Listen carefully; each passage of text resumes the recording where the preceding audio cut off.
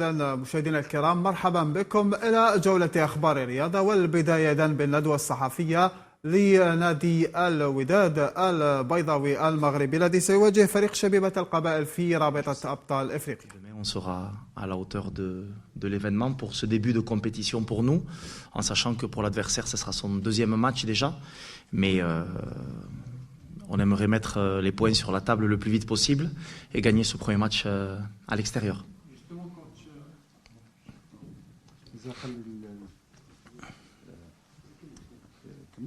Oui. Avec M. Rida, la même chose, la même question. C'était quoi la question? Que pensez-vous Du match de demain? On parle en arabe, toi. Le match de demain, vous savez que ça va être le premier match pour nous en Champions League. Il faut que demain on se mette directement en compétition africaine parce que vous savez que c'est tout différent de ce qu'on joue toutes les semaines, qui est le championnat et ça. La Champions League, c'est toujours à part. Moi, je joue contre une bonne équipe et c'est à nous demain de prester et de donner le maximum pour venir avec les 3 points de charge. Merci. Ok, les questions, coach first, بعدين تفضل. Coach, oui.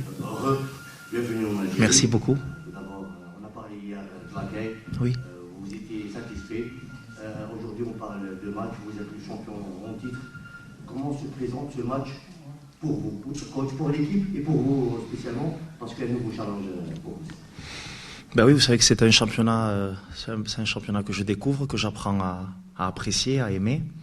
Je suis autant compétiteur que mes joueurs, donc pour moi aussi c'est un plaisir de jouer tous les 3 jours. Ça fait beaucoup de compétitions avec la Coupe du Trône. C'est vrai qu'on a eu ce challenge, même si on a été éliminé au premier match de la Coupe du Monde des clubs, c'est toujours une charge émotionnelle importante. Et on va découvrir cette Ligue des Champions face à un bon adversaire qui a fait un match sérieux lors de son premier match. En Angola, on sait que c'est une équipe qui a des difficultés en championnat, mais vous savez qu'en Ligue des Champions, toutes les cartes sont, on rejoue, toutes les cartes sont à redistribuer, pardon. Et donc, on sait à quoi s'entendre. On sait que ça va être une bataille assez compliquée, mais il va falloir que, si on veut aller au bout de cette compétition, il va falloir que l'on montre notre statut de grande équipe et surtout de champion dès la première journée.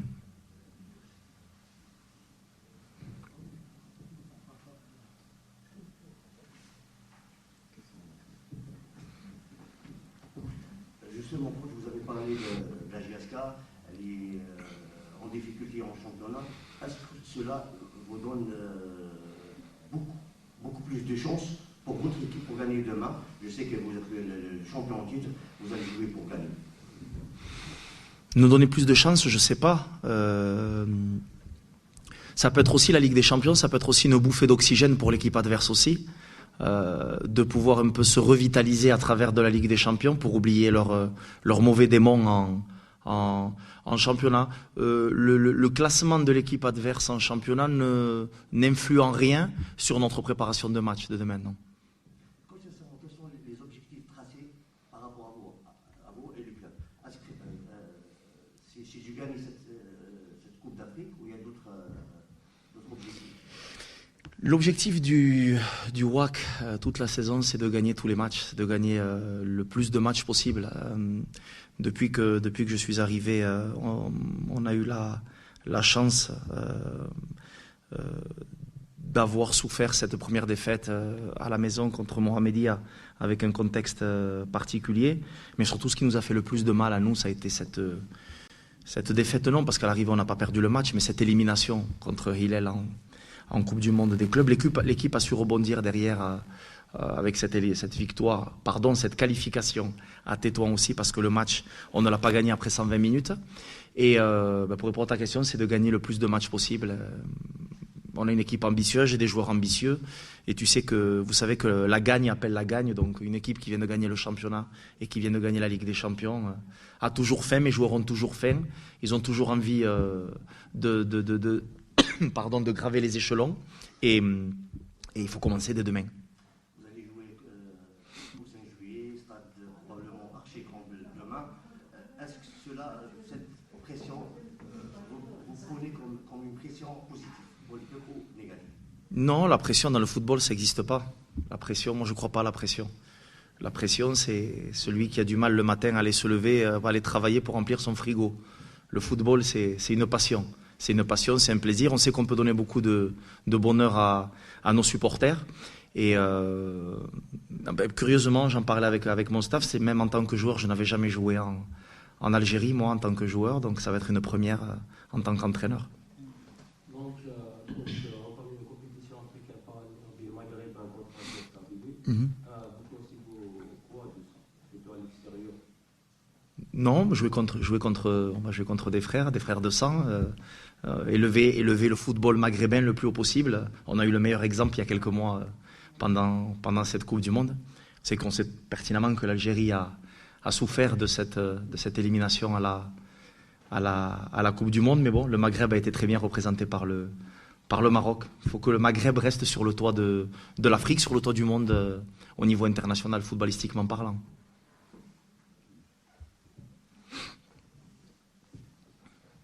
Bonsoir. Merci. La Confédération vient de prendre une décision de dernière minute de pouvoir délocaliser votre entraînement qui devait avoir lieu sur le terrain principal. Donc, est-ce que ceci ne perturbe pas votre plan de préparation en perspective de la rencontre? Non. Ça fait partie voilà, exactement des inconvénients que l'on peut avoir lors d'une préparation.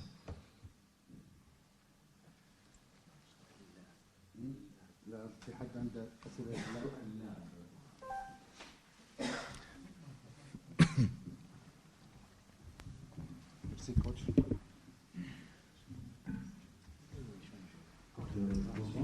Oui, mais vous inquiétez pas. Vous voulez que l'on change de place? Ah, il n'y a pas de problème. Viens là, Reda.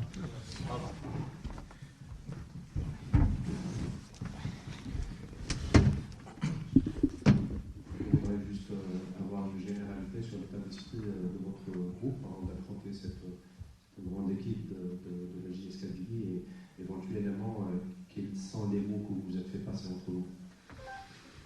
Comme l'a dit le coach précédemment, on revient d'une qualification à Tétouan qui nous a fait du bien après l'élimination en Coupe du Monde. Mais vous savez, une équipe comme le Wydad, on se doit de vite se remettre dans le train parce que, comme vous savez, comme le coach a dit aussi, il y a plusieurs matchs qui se présentent à nous. Donc on n'a pas le temps de rester sur une élimination ou une autre. Comme vous avez vu, demain, un nouveau challenge qui commence déjà contre la JSK. Et nous, on est une famille. On est une famille, tout se passe bien entre nous. Comme vous savez, on est le tenant du titre. L'équipe, elle n'a pratiquement pas changé. Et on va essayer de répéter ça cette saison avec nos moyens et essayer de tout donner sur le terrain pour rendre fiers aussi nos supporters parce qu'ils ne seront pas avec nous. Mais en tout cas, on va essayer de représenter haut et fort le Wydad demain.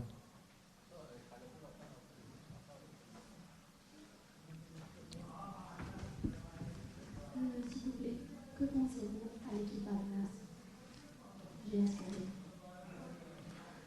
Je pense que si le JSK joue la Champions League, c'est que c'est une bonne équipe. Donc je pense qu'ils ont terminé deuxième la saison passée. Ils ont été fait un résultat positif en Angola, parce que comme vous savez, Petro est aussi une très bonne équipe. On les a joués l'année passée. Donc ça ne veut rien dire. Vous avez vu, ils sont avant-derniers, mais ils vont quand même faire un résultat positif en Angola. Ça reste la Champions League. Et tout va jouer sur un match, bien sûr. Après, bien sûr, il y a le match retour et tout ça, mais en tout cas, pour nous, ça va être notre premier match. Et on aimerait bien commencer ça par une victoire. Merci, coach. Merci, Reda. Bonne chance, Inch'Allah. Merci. Merci à vous. Shukran. Hasta luego.